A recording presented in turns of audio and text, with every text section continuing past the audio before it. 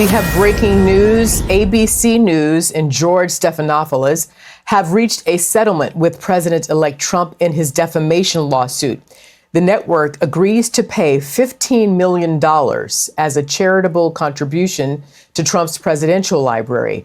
ABC and Stephanopoulos will also issue statements of regret as an editor's note to the March 2024 article and television segment that prompted Trump to file the lawsuit earlier this year. A few moments later. You know, authoritarian dictators throughout history have often come to power in democratic societies. You know how it happens? Look around. Look at what's going on in this country right now. This is how it happens. People give in. People obey in advance. That's what you saw yesterday with ABC News paying essentially extortion money to Donald Trump, protection money to a mob boss thug in that settlement of a defamation suit that Donald Trump had absolutely no chance whatsoever of winning. It's ABC giving in to a dictator in advance. And you've seen this on you've seen this with Morning Joe and Mika running down to Mar-a-Lago to kiss his butt. You've seen billionaires lining up to kiss his ass. Jeff Bezos, Mark Zuckerberg, Tim Cook, on and on and on, obeying in advance, trying to get on the good side of the authoritarian so that maybe he won't come after them. You've seen it with the Republican Party. Time and again, they could have been rid of this guy. But out of cowardice, thinking, oh, he'll just go away. He's not going to win re-election. We don't have to convict him in the second impeachment trial. At every turn, the people in positions to be able to stop this man have refused to do so because they're cowards. All right, guys, so we got to follow up on this story involving ABC News and George Stephanopoulos, a.k.a. George Slopopotamus, who got real sloppy on air to the point where it cost ABC News $15 million because he insisted that Trump was found civilly liable of rape, which is false, okay? He continued to repeat that claim on national television in a conversation, a debate really, with Nancy Mace. And Trump sued him, okay, took him to court for defamation, ABC News and George Stephanopoulos. They ended up settling because they don't want to actually go through the cost of a full trial. And George Stephanopoulos definitely defamed President Trump when he essentially called Trump a rapist, okay, which is false, on air. And the liberals are upset, right? They're pissed off, okay? Democrats and liberals are pissed that ABC News, quote unquote, kissed the ring kissed, and bent the knee by settling this defamation lawsuit. Take a look. ABC News might have already lost the Democrats their next election. How? By agreeing to settle a lawsuit for $15 million without taking it to trial. They also have to issue a public apology. I hate to say it, but Trump keeps on winning. And liberal media keeps giving him these wins. ABC News, why are you not taking it to trial? We want to see discovery with Donald Trump. The content would be a goldmine. And the worst thing about all of this, the dumbest people on the internet think they are smart and that they are winning. Do you know how many times this $15 million lawsuit settlement will be referenced in the future for Republicans? Literally generations. To make it all worse, how did George Stephanopoulos respond? He deactivated his Twitter account. This is what I mean by Democrat-funded or Democrat-leaning media is spineless. This is what I mean by this. Because ABC just agreed to bend the knee and pay this motherfucker $15 million to settle their defamation case against them because of what they said about Trump avoiding the 60 Minutes interview. But we all know why ABC is bending the knee. We all understand why they're bending the knee. And the reason for that is because Trump is a very petty and vicious person.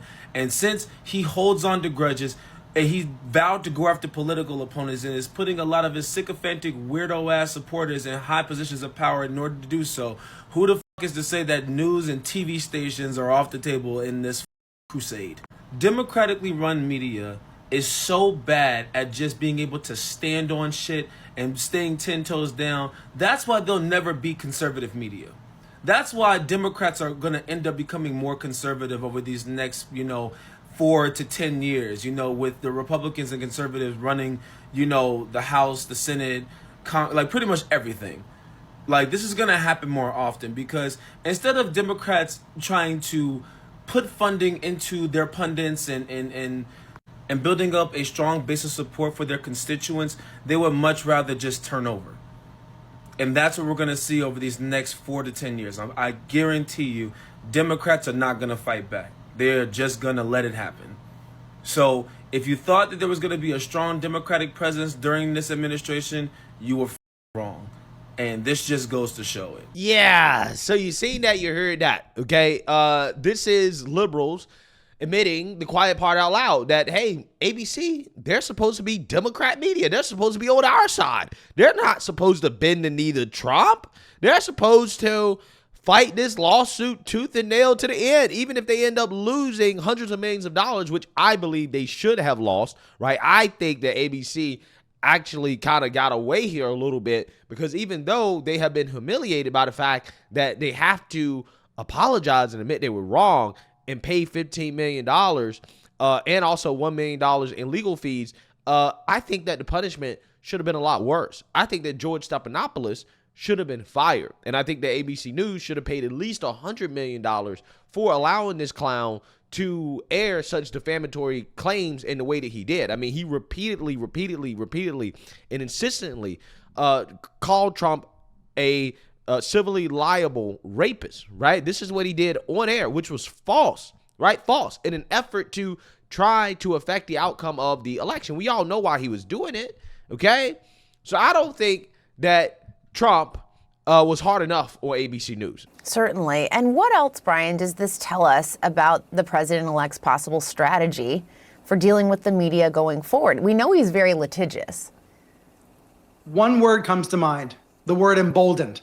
Trump and his team is going to be emboldened by this settlement by ABC, because rather than fight this out any further, rather than trying to go to trial, ABC is choosing to settle. What does that mean? Maybe that means ABC had embarrassing emails or text messages or other material that was going to make the network look bad. Remember, that's one of the reasons why Fox News settled against Dominion last year. Sometimes networks settle because they don't want to drag it out any further and get embarrassed in the court of public opinion. But regardless of ABC's rationale, and they won't say why exactly they've decided to reach this settlement, it will embolden Trump and his allies who, as you've said, have shown they want to use the courts in order to achieve certain outcomes they want. In this case, they believe justice is being done by holding ABC accountable. Others would say this is a form of lawfare where you're using the courts to tie up news outlets and embarrass them and cost them, in this case, millions of dollars. I'm really struck, Jessica, by the dollar figure, by the way, $16 million. That's a lot of money for any news outlet to be paying out. And that's going to have, I think, far-reaching ramifications. But who knows? Maybe the liberals are onto something when it comes to their hypothesis of why you have some people like Joe Scarborough and Mika Brzezinski running to Mar-a-Lago to kiss the ring, so to speak, because they're scared, they're afraid. And I'm just saying, with footage like this out there in the context of this ABC settlement, maybe Joe Scarborough and Mika Brzezinski should be scared of Trump and him going after them for making similar claims that George Stephanopoulos did. Take a look. She knows. She is defending. She is endorsing. She is all behind a man who a judge said raped another woman and then defamed her. Talk about shaming a woman if she's so concerned about rape victims being shamed. What about what Donald Trump does to his rape victim? Judge said she was a rape victim. Day in and day out, constantly shaming E. Jean Carroll, so much so that the jury had to come back a second time and make the penalty so bad that maybe he would stop shaming a rape victim. But that's who Nancy Mace aggressively endorses. Nancy Mace, who has openly spoken about a terrible experience, weaponizing it against George Stephanopoulos, which is, it seems beyond twisted. But again, this is Trump world. And this is a man who has been accused of rape several times over, and has other accusers that he's bought off. I think anyone who knows George Stephanopoulos knows that he is one of the least likely people in the world to try and shame somebody who has suffered that kind of awful experience. I mean, that's just not the way George carries out his journalism. He's fair, he's honest, and it was a legitimate question. Yeah. So again, I think that Trump should be going after more people, right? He should be going after a lot more people for defamation since we got George Stephanopoulos, right? And that's what these people are really upset about. They're really mad about, because they're like, okay, if they got him, he could probably come after us as well, too. There are a lot of people that Trump should consider going after, okay? Like, for example, Brian and Ed Krassenstein, who have falsely accused Trump of being a rapist multiple times on the internet.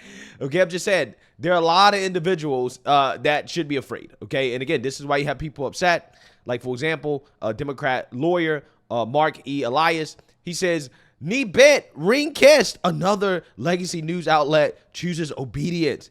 A reminder, Democracy Docket is fiercely independent and unapologetically pro-democracy. It will not back down. It will not obey. Sign up to support. He also says, I bet Bezos, Zuckerberg, and the rest are bummed that they will now need to match the $15 million payment to Trump in order to keep up with Disney. Does anyone have a list of legacy media that have not yet apologized to, praised, or paid Trump since election day? Yeah, so again, these people are upset. They're pissed because apparently what the media is supposed to do in Trump's second term is this thing called not obeying in advance, right? Do not obey in advance. Now, what does this actually mean? Well, it means don't be neutral, right? Don't correct the behavior of the media that has led to so much distrust in the media by the people. No. Double and triple down on the propaganda and the nonsense in the Trump derangement. Do not obey in advance.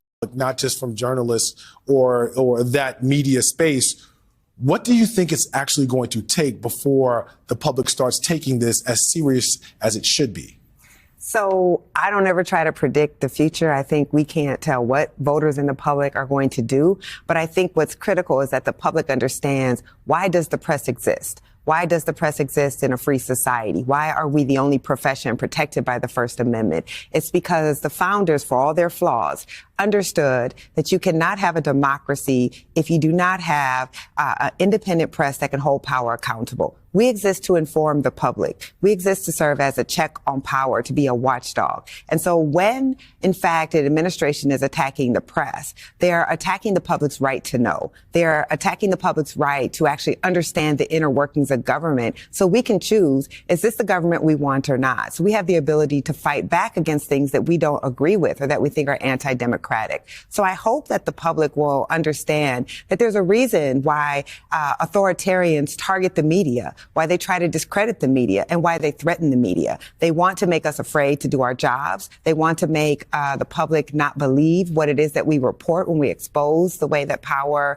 is being used against us. And I think that we have to be really worried as a press that we are not doing, as Timothy Snyder said, obeying in advance, that we are not getting exhausted, that we are not simply saying, well, Trump lies all the time. So we start to be accepting of those lies as normal. Right. I think that that's why I'm saying we are facing an epic battle, but the public has to be involved in that battle. The public, whether they don't like what we do all the time, whether they don't agree with what we do all the time, they have to understand that they must protect the press if they want to maintain a free society. Yeah. So according to Race Hustler, Nicole Hannah-Jones, in a free society, you're not supposed to criticize the press. And criticizing the press is authoritarian, right? It's authoritarian to criticize the press. This is what they're saying on MSNBC, okay? Because they really, really, really do not want to be journalists, right? They do not want to engage in news reporting that is from a neutral perspective. No, they want to be arms of the Democrat Party. And if you criticize them for being arms of the Democrat Party, then you're the bad person, right? You're on the wrong side of history, and you're ushering in fascism, right? Again, not the press, who is clearly trying to push propaganda on behalf of one side of the political aisle, who lies routinely to the American people about everything from the economy, the border, crime, Joe Biden's mental conditions, Kamala Harris and her competency. Like, you know, they've lied about everything, okay? Absolutely everything. But no, you're not supposed to criticize them for it, right? And again, the backlash against ABC and people like Joe Scarborough is from this idea that, hey, listen, we come out here and we start to be neutral and act journalistic. That's an admission of wrongdoing, right? So you can't settle a lawsuit with Trump. You can't go visit him at Mar-a-Lago because you're obeying in advance. You're bending the knee. You're letting the American people know that we were full of shit for the last 8 years, right? You can't do that. No. We must double and triple down on the nonsense, the propaganda, the BS, the things that have led to the media having no trust whatsoever amongst the public, because they are hell-bent on trying to take down Trump, right? And they will destroy all of their credibility in the process and then point the finger at you and be mad at you for saying, hey, this is not right. Okay, you guys are lying. You guys are pushing propaganda. You're smearing Trump unfairly. You guys are the problem, right? You're a part of the issue, okay? No. You can't criticize them. They should be able to freely try to affect the outcomes of elections with propaganda and receive no pushback whatsoever, right? This is what they think. This is what they believe. So, again, I find it to be fascinating that liberals are upset about ABC News bending the knee, right?